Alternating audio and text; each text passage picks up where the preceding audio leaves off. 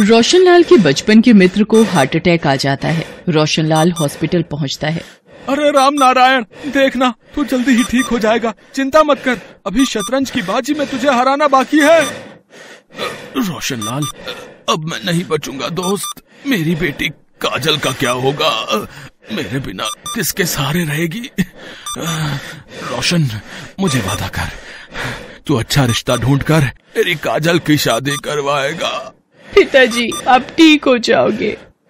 राम नारायण मेरे दोस्त, मैं वादा करता हूँ काजल की शादी मैं अपने छोटे बेटे अखिल से करवाऊंगा। अब तू आराम कर। राम नारायण, क्या हुआ? आंखें खोल दोस्त। डॉक्टर, पिताजी आंखें नहीं खोल रहे, कुछ कीजिए doctor. Sorry, he is no more.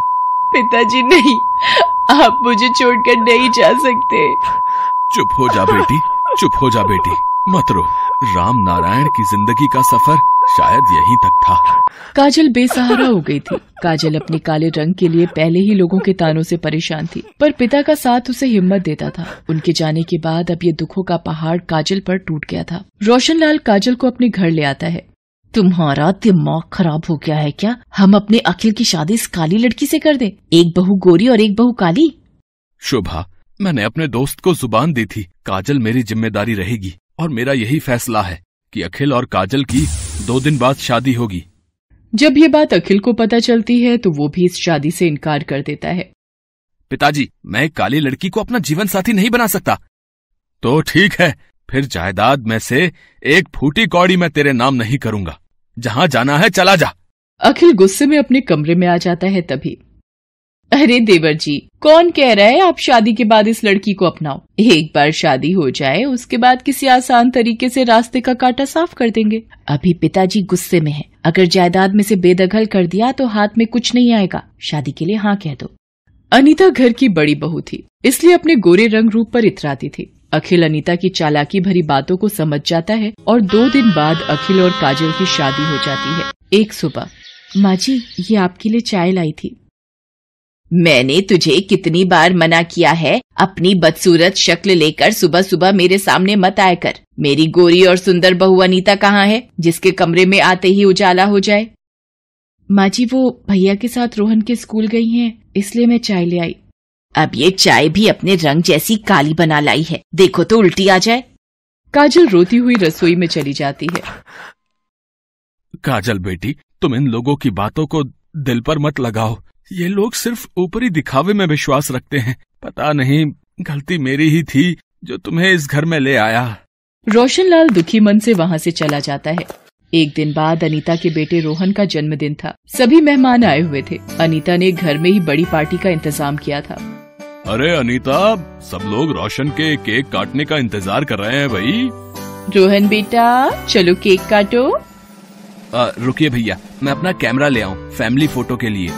Kajal, photos में थोड़ा पीछे रहना, वैसे तुम फ्रेम में ना ही आओ तो बेहतर है। अरे अनीता बहू, कैसी बच्चों सी बातें करती हो? सारी यादगार फोटो मेरे पोते की खराब करवानी है इस काली शक्ल को बीच में दिखाकर। अखिल, चल मेरे पोते की फोटो ले आ मेरे लाल, दादी के साथ फोटो खिंचवाएगा। सब लोग फैमिली फोटो खिंचवाने लगते हैं, पर काजल को कोई भी फोटो के बीच में नहीं लेता। तभी, अब अखिल, एक फोटो मेरी और काजल बहू की भी खींच। आखिर शादी के बाद ये इसका घर में पहला फंक्शन है। अखिल मुंह बनाकर अपने पिता और काजल की फोटो लेता है। गोरी बहू काली बहू के बीच का भेदभाव रोशनलाल को साफ दिखाई दे रहा था। एक दिन, शोभा, सारी तैयारी कर ली तुमने? कल सुबह ही हम सबको वैष्णो देवी यात्रा पर निकलना है। मैंने और अनीता ने कर ली है सारी तैयारी, पर अपने आप को हूर की परी समझने वाली काजल बहू से पूछ लो। उधर अनीता और अखिल काजल से छुटकारा पाने की अपनी ही तरकीब लगा रहे थे। भाभी, उस काली सूरत के साथ रहना एक एक दिन मुझे भारी पड़ रहा है, और पिताजी ने ये वैष्णो देवी जाने का प्रोग्राम और बना लिया। अरे देवर जी, मैंने सब सोच लिया है। यात्रा के दौरान दुर्घटना हुई, एक महिला का पैर फिसला और वो खाई में गिर गई। लाश का कुछ अता पता नहीं। ऐसी कितनी खबरें रोजाना सुनने और देखने को मिलती हैं, तो समझ गए ना हमें क्या करना है। पर ये सब आप करोगी कैसे? बस देखते जाओ देवर जी, आप मेरे इशारों को समझते रहना और काम हो भी जाएगा और किसी को पता भी नहीं चलेगा। अनीता और अखिल काजल को मारने का प्लान बना चुके थे। अगले दिन सब वैष्णो देवी की यात्रा के लिए निकलते हैं। सब मिलकर वैष्णो देवी की यात्रा शुरू करते हैं।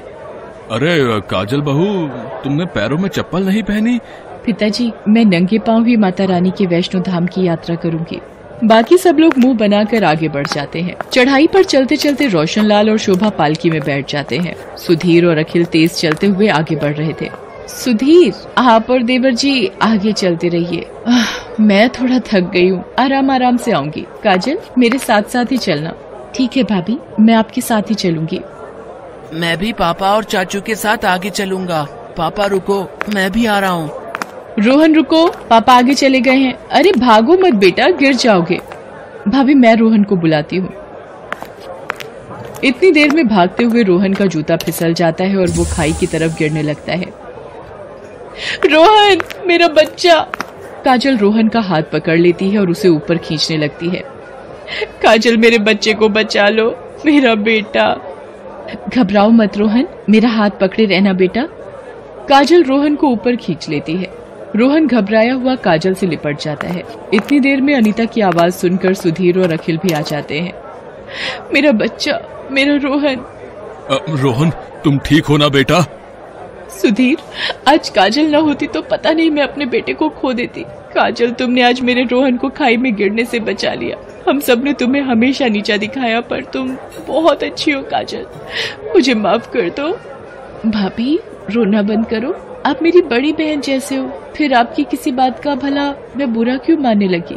ये सब देखकर अनिल का भी सिर शर्म से झुक जाता है। अखिल और अनीता जानते थे कि वो क्या पाप करने की सोच लेकर ऐसे पवित्र स्थान पर आए थे। सब मिलकर भवन पर पहुंचते हैं। शोभा और रोशनलाल को सारी बात पता चलती है। काजल, मुझे भी माफ कर दे बहू, आज माँ के दरबार के सामने मैं तेरे से अपने बुरे व्यवहार की माफी मांगती हूँ। अखिल काजल के साथ मिलकर माँ के दर्शन करता है।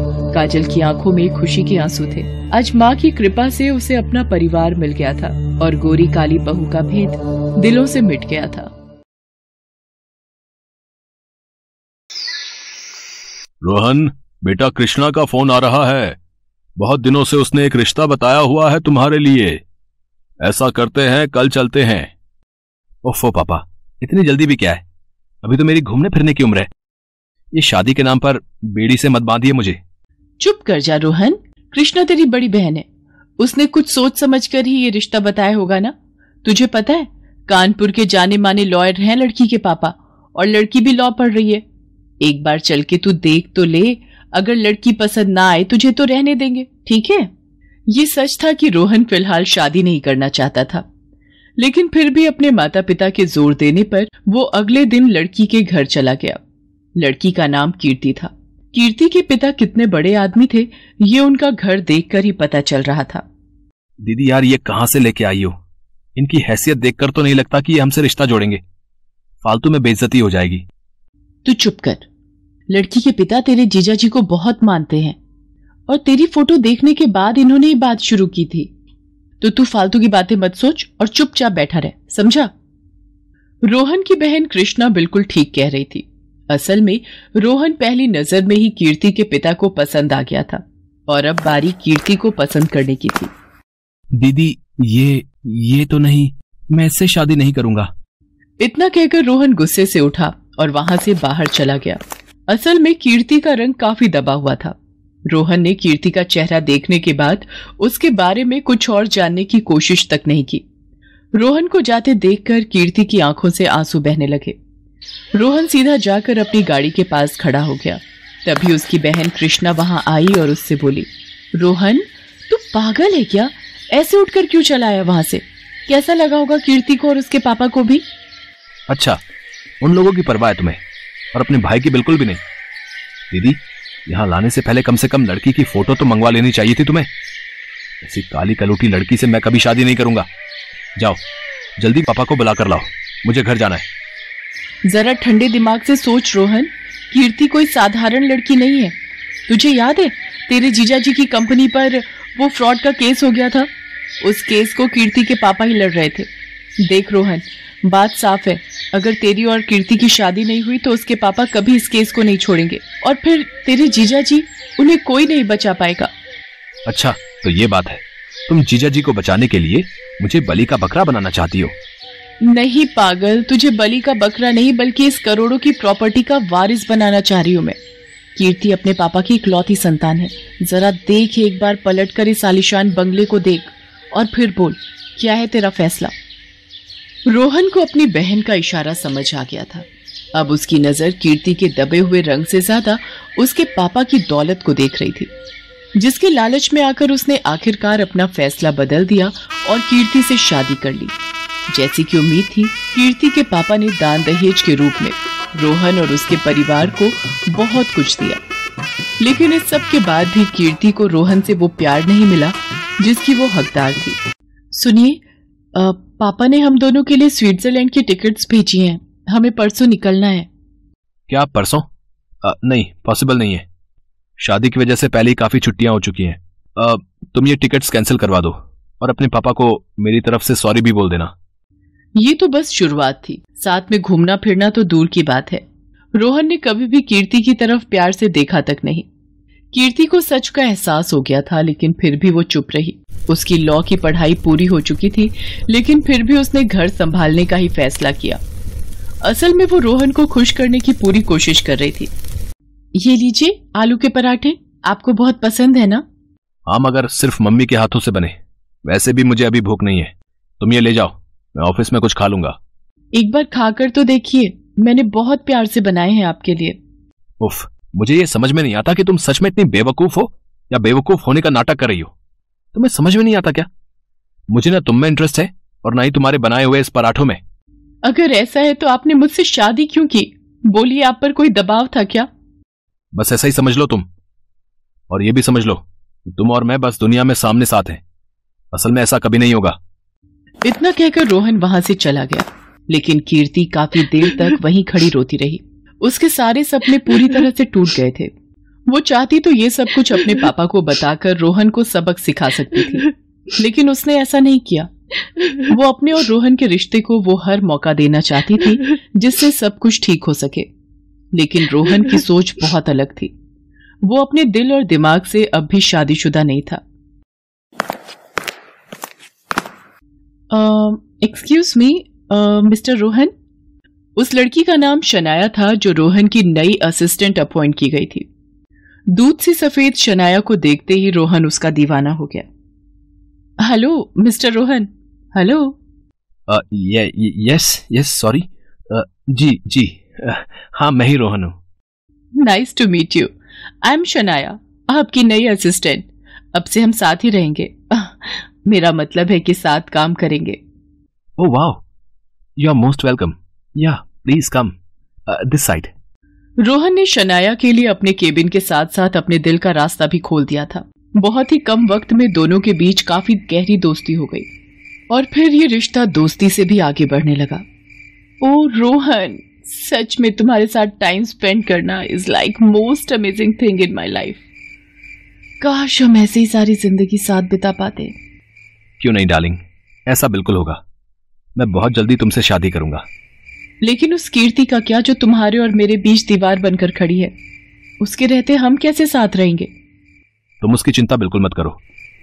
एक बार उसके पापा अपनी सारी प्रॉपर्टी मेरे नाम कर दें, फिर उसे धक्के मारकर मैं अपने घर और जिंदगी दोनों से बाहर निकाल दूंगा। रोहन के इरादों की भनक कीर्ति को बिल्कुल भी नहीं थी। वो तो किसी भी तरह से अपने और रोहन के रिश्ते को बचाने की कोशिश में लगी थी। फिर एक दिन अचानक खबर आई कि कीर्ति के पापा नहीं रहे। चौंकाने वाली बात यह थी कि मरने से पहले उन्होंने अपनी सारी प्रॉपर्टी एक चैरिटेबल ट्रस्ट के नाम कर दी थी। असल में ये कीर्ति की ही मर्जी थी।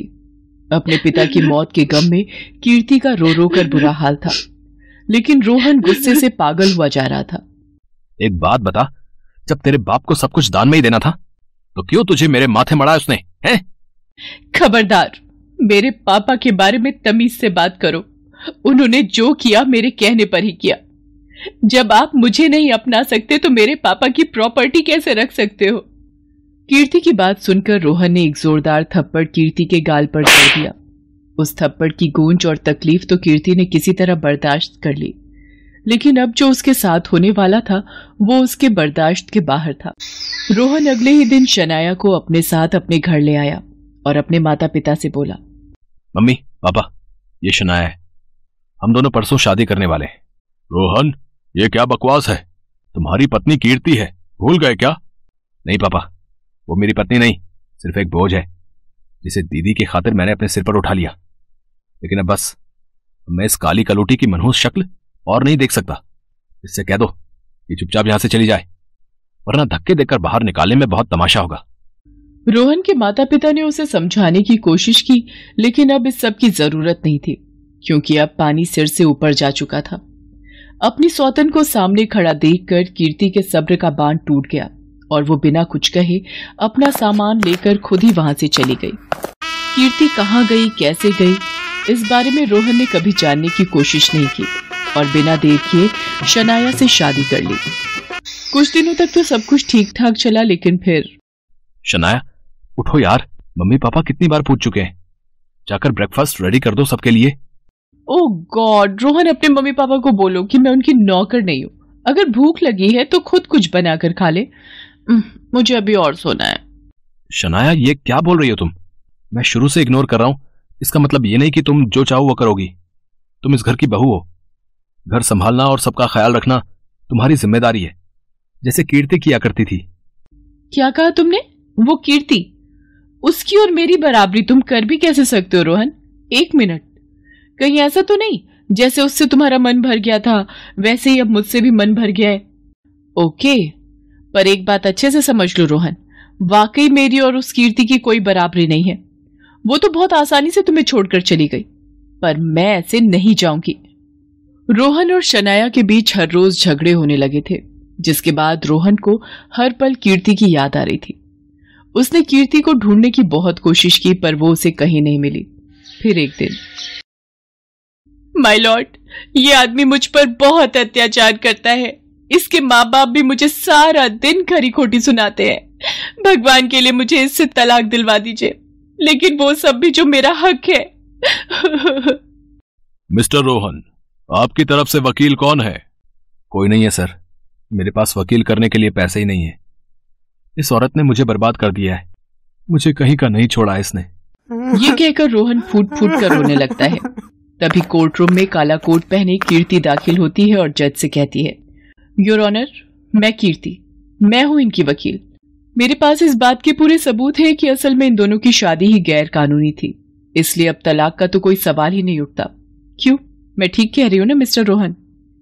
कीर्ति को सामने देखकर रोहन कह तो कुछ नहीं सका, लेकिन उसकी आंखों से बहते आंसू बहुत कुछ बयां कर रहे थे। उसके अंदर का पछतावा भी और कीर्ति के लिए पहली बार महसूस हो रहा प्यार भी। हेलो दोस्तों, कैसे हैं आप सब? हमारी कहानियां देखने के लिए हमारे चैनल को सब्सक्राइब कीजिए और हाँ, बेल आइकॉन पर क्लिक करना मत भूलिएगा।